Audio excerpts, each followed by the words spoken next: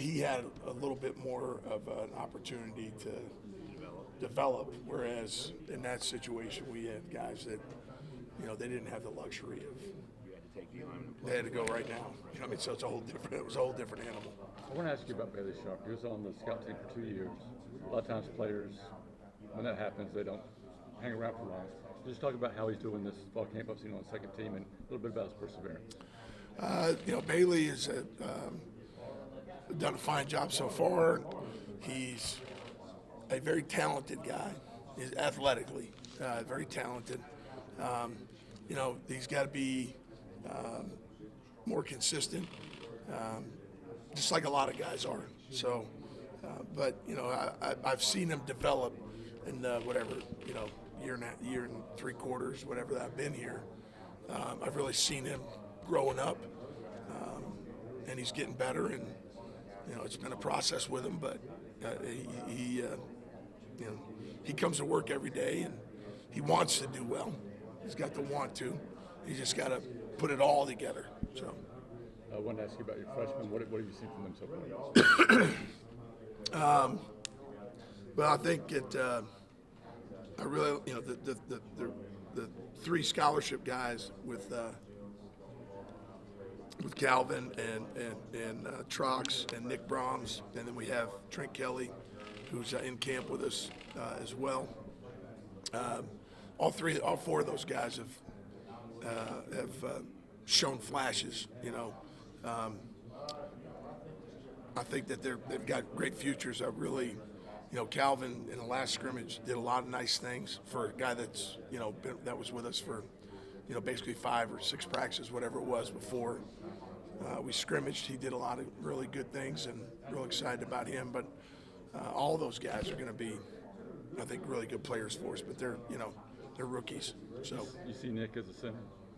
Yeah, Nick's played center and guard so far. And of course, Nick was here in the spring. Right. Didn't get to rep, much because of some rehab stuff and whatnot. But from a mental standpoint, he's probably a little bit ahead of those other guys just because of his experience in spring football. So he's been able to rep at guard and at center. But I think primarily moving forward, his primary position right now is center.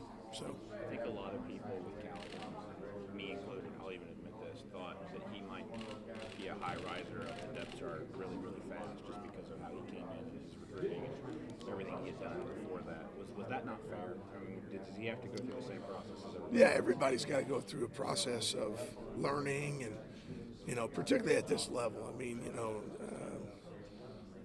this is the learning curve for an offensive lineman is not just they've got talent level, they've got size and all that stuff, but the speed of the game is completely different. The physicality of the game is completely different. You've got a lot of information you've got to process, that goes on before every play, with every play call, communication.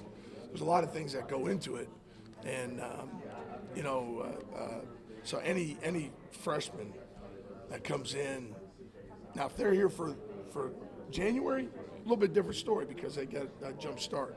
But it's a different game, and they all have a lot of work to do. It was particularly young guys. You cannot put a price tag on experience. The experience is invaluable, and so. That's kind of where those young guys are at, And generally, what happens is, you come in and I always equate it to accounting. Okay, so I have an MBA, and the worst class that I ever took was advanced managerial accounting. Okay, it was my worst grade. And I always say that it's like credits and debits, right? Right. Have you ever taken an accounting class? Yeah. Okay.